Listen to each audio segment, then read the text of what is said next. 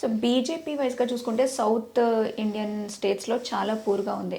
అది ఇప్పుడు తెలంగాణలో వచ్చిన రిజల్ట్స్తో కూడా తెలిసిపోయింది. అంటే ఆల్రెడీ కర్ణాటకలో బీజేపీలో ఉన్న వాళ్ళు దిగిపోయి అక్కడ కాంగ్రెస్ వచ్చింది. సో ముందు ముందు వీళ్ళు ఏదన్నా గెట్ ఆన్ అయ్యే అవకాశాలు ఏమైనా ఉన్నాయంటారు? ఎందుకంటే ఢిల్లీ సైడ్ అదంతా చూసుకుంటే చాలా బాగా అంటే పాలన కానివ్వండి, ఏదైనా ఒక పాజిటివ్ రెస్పాన్స్ అనేది బీజేపీకి ఎక్కువగా ఉంటుంది జనాల నుంచి. అది సౌత్లో మళ్ళీ ఏమైనా తిరిగి వచ్చే అవకాశం ఉందంటారా? సౌత్లో బీజేపీ వీక్ అయింది అనే అభిప్రాయం పూర్తిగా తప్పది. అంటే నార్త్లో కొంత వీక్ అయ్యారు వాళ్ళు. 63 సీట్లు కోల్పోయింది మొన్న జరిగినటువంటి పార్లమెంట్ ఎలక్షన్స్లో. భారతీయ జనతా పార్టీ 63 సీట్లు కోల్పోవటం అనేది ప్రధానంగా అది అక్కడే జరిగింది. వాళ్ళకి కొద్దో గొప్ప బలం ఇట్నుంచి సంపాదించుకోగలిగారు వాళ్ళు. అంటే తెలుగు రాష్ట్రాలకు వస్తే ఆంధ్రప్రదేశ్ వాళ్ళ కంట్రోల్లోనే ఉంది, భారతీయ జనతా పార్టీ కంట్రోల్లోనే ఉంది, ఎన్డీఏ ప్రభుత్వమే ఉంది అక్కడ. అయితే లీడ్ రోల్లో చంద్రబాబు ఉన్నాడు, చంద్రబాబు కూడా కంట్రోల్లో ఉన్నాడు. కాబట్టి ఆ ఏపీ వాళ్ళదే. అలాగే కర్ణాటక కూడా వాళ్ళ ఇన్ఫ్లుయెన్స్ ఉంది బలంగానే. అలాగే ఎంపీలు కూడా వాళ్ళకి కన్సిడరబుల్గానే వచ్చారు. తెలంగాణలో కూడా వాళ్ళ ఎంపీలు బాగానే ఉన్నారు. అయితే ఇక్కడ కూడా మేనేజ్ చేస్తున్నారు వాళ్ళే. అంటే ఇప్పుడు సౌత్ రాజకీయాలని వాళ్ళు తమ కంట్రోల్లోకి తీసుకునే ప్రయత్నం చేస్తున్నారు. ఏపీలో బీజేపీకి విడిగా ఉన్న బలం ఏమీ లేదు. ఇప్పుడు బీజేపీ ఎవరితోనూ సంబంధం లేకుండా ఇండిపెండెంట్గా అక్కడ కంటెస్ట్ చేస్తే ఒక్క సీటు కూడా గెలిచే పరిస్థితి లేదు. కానీ ఏపీ రాజకీయాలను వాళ్ళే శాసిస్తున్నారు. అది ఒక విచిత్రమైన పరిస్థితి. అలాగే తెలంగాణలో కూడా ఆ పరిస్థితి తీసుకురావడం కోసం ప్రయత్నం చేస్తున్నారు. అంటే యాక్చువల్లీ ఎలక్షన్స్ కొంచెం దగ్గర వరకు కూడా బీఆర్ఎస్ బీజేపీనా అనేటువంటి కొట్టుకునే పరిస్థితిలో మధ్యలో సడన్గా కాంగ్రెస్ ఆల్ ఆఫ్ ఏ సడన్గా వచ్చేసి గెలవడం ఇదంతా జరిగింది కదా. సో దీన్ని ఎలా తీసుకోవచ్చు బీజేపీ అంటారు? అంటే బీజేపీ ఎవరినైనా తన కంట్రోల్లోకి తీసుకుంటుంది. అంటే వాళ్ళకి రెండు తలుపుల సిద్ధాంతం అని ఒకటి ఉంది వాళ్ళకి. అంటే ఒకళ్ళని ఫ్రంట్ డోర్లో ఉంచి ఇంకొకళ్ళతో శత్రుత్వం ఉండదు వాళ్ళకి. అంటే ఇద్దరు శత్రువుల మధ్య వీళ్ళు ఎంటర్ అయ్యి ఒకళ్ళని మిత్రుడిగా మార్చుకుంటారు. మార్చుకున్న తర్వాత వీళ్ళ శత్రువుని వీళ్ళు శత్రువు అనుకోరు. అతనితో కూడా గుడ్ రిలేషన్స్ ఉంటాయి. ఇప్పుడు చంద్రబాబు నాయుడు బీజేపీతో ఉన్నాడు, జగన్తో బీజేపీ శత్రుత్వంతో లేదు. అట్లా అంటే జగన్కి ఇచ్చే ప్లేస్ జగన్కి ఇస్తారు వాళ్ళు, పవన్ కళ్యాణ్కి ఇచ్చే ప్లేస్ పవన్ కళ్యాణ్కి ఇస్తారు, చంద్రబాబుకి ఇచ్చే ప్లేస్ చంద్రబాబుకి ఇస్తారు. ఇలా ఎవరితోనూ వాళ్ళ ఘర్షణ ఉండదు. ఎవరితోనైనా ఆ సందర్భానుసారం వాళ్ళతో స్నేహమే ఉంటుంది. ఇది వాళ్ళ స్ట్రాటజీ. ఇందులో భాగంగానే తెలంగాణలో కూడా వాళ్ళు గేమ్ నడుపుతున్నారు. రేవంత్ రెడ్డిని కూడా వాళ్ళు కంట్రోల్లోకి తీసుకోగలిగారు. కాబట్టి ఇక్కడేదో కాంగ్రెస్ ప్రభుత్వం నడుస్తున్నట్టుగా కనిపిస్తుంది, కానీ దీని మీద కూడా బీజేపీ ఇన్ఫ్లుయెన్స్ ఉంది. అందుకని తెలంగాణ కూడా మన స్టేటే అనుకుంటున్నారు వాళ్ళు. తెలంగాణ, ఆంధ్ర, తమిళనాడు కొంచెం వాళ్ళకి కొరుకుడు పడటం లేదు.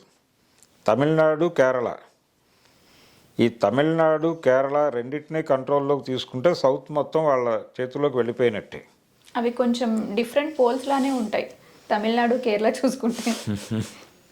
అంటే తమిళనాడుని కంట్రోల్లోకి తీసుకోవడానికి వాళ్ళు చాలా సీరియస్గా పావులు కదుపుతున్నారు. అంటే ఏడీఎంకేని వాళ్ళు తమ కంట్రోల్లోకి తీసుకునే ప్రయత్నం చేశారు, కానీ అది వర్కౌట్ అవ్వడం లేదు. ఇప్పుడు విజయ్ పరిస్థితి ఏంటి అనేది చూస్తున్నారు వాళ్ళు. విజయ్ని కంట్రోల్లోకి తీసుకోవడానికి చిరంజీవి, పవన్ కళ్యాణ్ లాంటి వాళ్ళని వాడే ప్రయత్నం చేస్తున్నారు. చేసి విజయ్ సపోర్ట్ తీసుకుని ప్రస్తుతానికి ఆయన ఓపెన్గా చెప్పాడు, నేను బీజేపీకి దూరంగా ఉండదలుచుకున్నాను అనే మాట ఆయన ఓపెన్గా చెప్పాడు.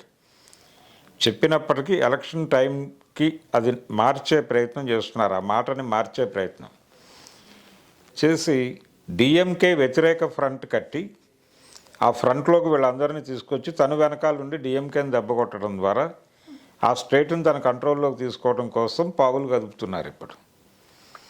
అందుకే పవన్ కళ్యాణ్, చిరంజీవుల మీద వాళ్ళు ప్రత్యేక ప్రేమ చూపిస్తున్నారు. అక్కడ కూడా మెడ్రాస్లో కూడా వాడచ్చు వీళ్ళని, తమిళనాడులో కూడా వాడచ్చు అని. ఇదొక వ్యవహారం. అలాగే కర్ణాటకలో కూడా వీళ్ళ ఇమేజ్ ఉపయోగపడుతుంది. చిరంజీవి, పవన్ కళ్యాణ్ల ఇమేజ్ కర్ణాటకలో కూడా ఉపయోగపడుతుంది. అందుకని కర్ణాటక ఆల్రెడీ వాళ్ళకి కొంత బేస్ ఉన్నటువంటి స్టేట్ అది.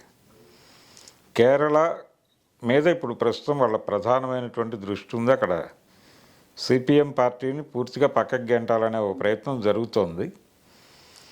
వాళ్ళు సిపిఎంతో కూడా వాళ్ళకి పెద్ద ఇబ్బంది లేదు నిజానికి. అంటే వెస్ట్ బెంగాల్ సీన్ చూస్తే అక్కడ దాదాపు 30 సంవత్సరాలు పరిపాలించింది సిపిఎం పార్టీ. 30 సంవత్సరాలు పరిపాలించినటువంటి రాష్ట్రంలో ఒక్క ఎంపీ సీట్ లేదు ఇప్పుడు ఆ పార్టీకి.